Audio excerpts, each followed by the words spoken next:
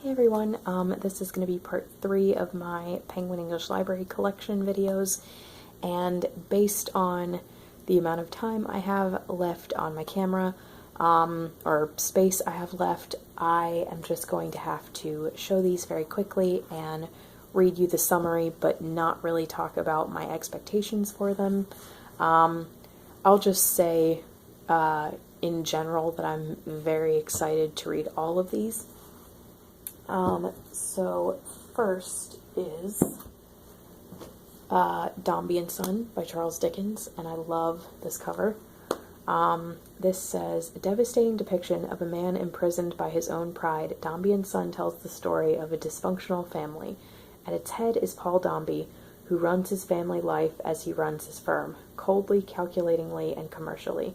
The only person he cares for is his little son, while his motherless daughter Florence craves affection from her unloving father, and his defiant second wife Edith rebels against him. Yeah, I'm really excited for this, and I am hoping to buddy read this with Ange from Beyond the Pages at some point this year. Next is, if I can find it, Mystery of Edwin Drood, and I love this cover. And this is the last one that Dickens wrote, and he did not finish it because he died in the middle of writing it. And it's the one of his that I think I want to read last, since it was the last one that he wrote, and since it is also unfinished. But this says, Charles Dickens' last unfinished novel, The Mystery of Edwin Drood, is an atmospheric thriller set in a murky world of opium dens, dark fantasy, and sexual obsession. In the middle of a storm on Christmas Eve, the orphan Edwin Drood disappears, leaving behind nothing but his watch and the suspicion that his uncle John Jasper, madly in love with Edwin's fiancée Rosa, is the killer. For beneath the surface of the sleepy cathedral town of Cloisterham, this respectable choir master leads a drug-fueled double life. So that just sounds very intense, and I'm very much looking forward to it. Next is Middlemarch by George Eliot. I find this cover to be very, very beautiful. And this says, Middlemarch is a moving story of men and women longing to do the right thing, but making bad decisions. Among them is Dorothea Brooke, who wants to improve the world, but finds her idealism crushed by her unhappy marriage to the aged scholar Casaubon, and Dr. Lydgate, whose shallow spendthrift wife threatens his dreams of medical progress. So that, I really think I'm going to love this based on what everyone says about it. Next is, these, maybe?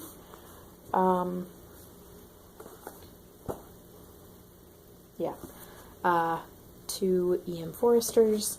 The first is Where Angels Fear to Tread, which I love this cover. I think it is gorgeous, and I'm going to say that probably about all of them. But this says, E.M. Forster's first novel is a witty comedy of manners that is tinged with tragedy. It tells the story of Lilia Hareton, who proves to be an embarrassment to her late husband's family, as in the small Tuscan town of Monteriano, she begins a relationship with a much younger Italian man, classless, uncouth, and highly unsuitable. A subtle attack on decorous Edwardian values and a humanely sympathetic portrayal of the clash of two cultures, Where Angels Fear to Tread, is also a profound exploration of character and virtue. So, very excited about that one.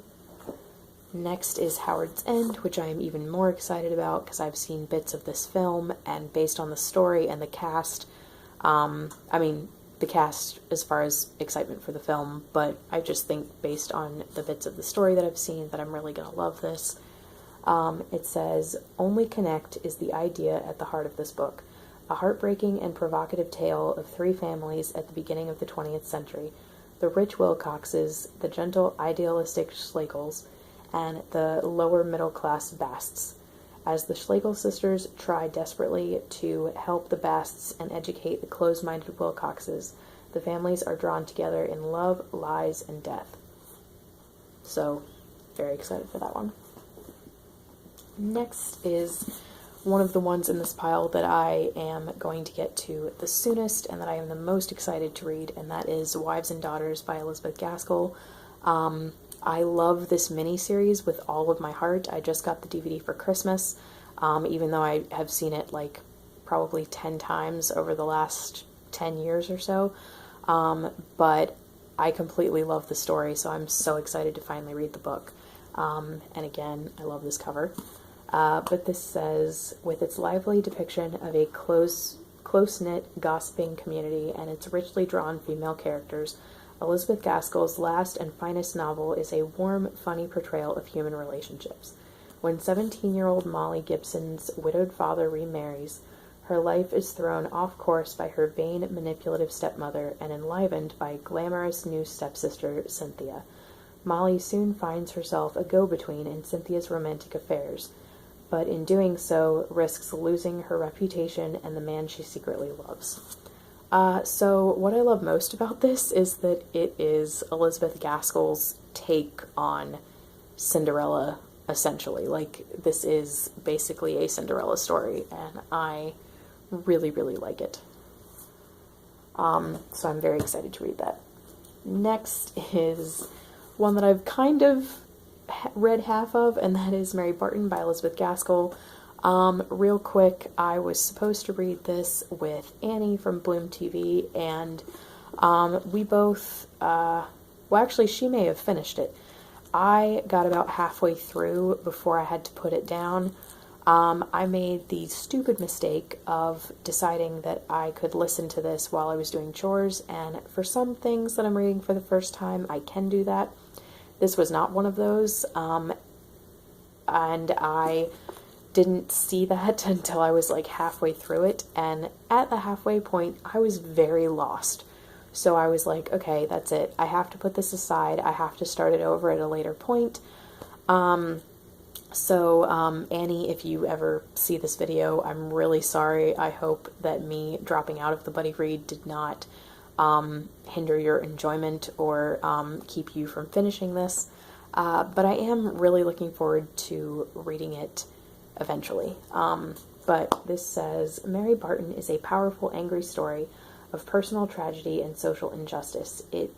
Its heroine, Mary, the daughter of a disillusioned trade unionist, rejects her working-class lover, Jem, in the hope of marrying the mill owner's son, Henry Carson, and making a better life. But when Henry is shot and Jem becomes the main suspect, she finds herself painfully torn between the two men.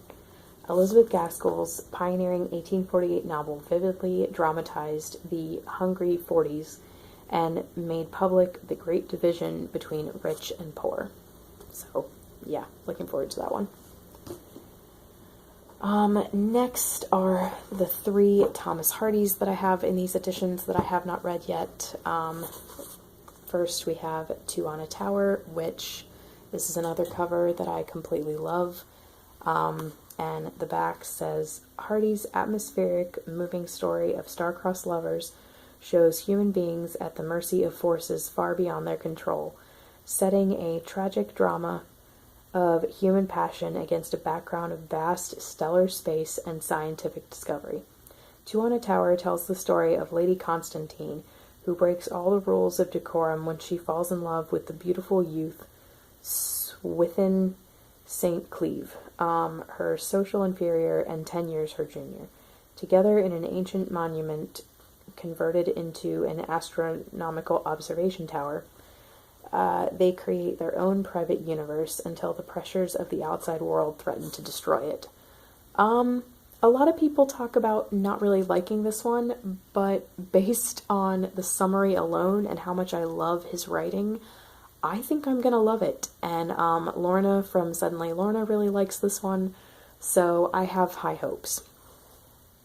Next is Under the Greenwood Tree, which I have seen the adaptation for this one, and I completely love it, so I'm very excited to get to this one eventually. This says, a story of love and passion tinged with melancholy for a disappearing rural world. Those are two words hard to say together. Under the Greenwood Tree evokes life in the village of Mellstock, When two newcomers arrive in the village, they both create a fervor. The Reverend Maybold by bringing modern ways to the church choir, and the schoolteacher Fancy Day by stealing the hearts of three men. Hardy's gentle pastoral early novel introduced readers to his fictional county of Wessex for the first time. And also, I love this cover so much. I love the flutes, and I love, like, the shape that they create. Yeah, I just think that's fantastic, and I'm very excited to read it. Next is The Mayor of Casterbridge. Of the three, this is the one that I think I will have the most trouble with, because it sounds definitely the most depressing. Even more depressing than Two on a Tower, but anyway, I really love this cover. And then the back of this one says, "The moving humane tragedy of a deeply flawed and self-destructive man, the Mayor of Casterbridge, is the story of Michael Henchard, who sells his wife and baby daughter at a country fair in a fit of drunken anger. Over the following years, he establishes himself as a respected pillar of the community of Casterbridge, but cannot escape his shameful past or himself."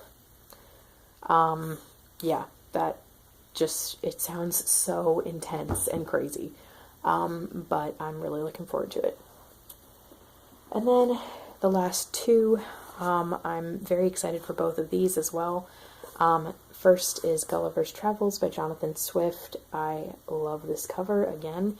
And this summary is: a savage and hilarious satire, Gulliver's Travels sees Lemuel, Gulliver, shipwrecked and adrift, subject to bizarre and unnerving encounters with, among others, quarreling Lilliputians, philosophizing horses, and the brutish Yahoo tribe, who change his view of humanity and himself forever.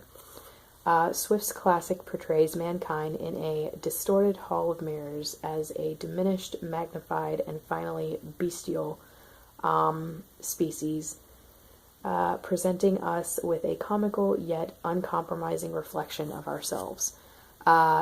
I've just wanted to read this for quite a while because I've heard it's hilarious, and I also have an audiobook of this narrated by David Hyde Pierce, who is an actor who I really enjoy, and I think he'd be a great narrator, so I'm very much looking forward to this. And then last but not least is The Invisible Man by H.G. Wells. Again, really like this cover. And this says, depicting one man's descent into murderous brutality, The Invisible Man is a hugely influential and riveting exploration of science's power to corrupt. With his face swaddled in bandages and his eyes hidden behind dark glasses, Griffin, a guest at an inn, is assumed to be an accident victim, but the true reason for his disguise is far more chilling. He has developed a process that makes him invisible, and is desperate to find the antidote. It is a struggle that will turn him into a monster. This one I really wanted to read because in the book The Book Thief by Marcus Zuzak, Liesel reads it to Max, and it's just, I really, really like that scene in both the book and the film, and so that's why I finally wanted to pick this book up. And so those are all the ones that I own that I have either read or have not read yet, and it was actually very fitting that I filmed these today because I also was looking at other Penguin English Library collection videos, and one of them that was posted like a month or two ago, I forget who posted it. I want to say, oh gosh, I forget her channel name, but anyway, the girl who posted this mentioned that there are going to be 20 new Penguin English Library books coming out in the year 2018, and I'm so excited for that. And two of them that I really want to get are Elizabeth and Her German Garden by Elizabeth von Arnim. I really want that if I end up loving Enchanted April by her, which I think I will. And then the other one that I really want is The Awakening by Kate Chopin. because I've just wanted to read it for a while, and that copy looks very beautiful. And then some others that I've just wanted for a while that have been out for a while are Hard Times, Great Expectations, and Oliver Twist, all by Charles Dickens. The Man Who Was Thursday by G.K. Chesterton. Dubliners by James Joyce, and I think a couple others, and then there are some that I might eventually get that I own other copies of these books, but I just think the Penguin English Library ones are prettier, so we will have to see. But anyway, I hope this uploads. Thank you so much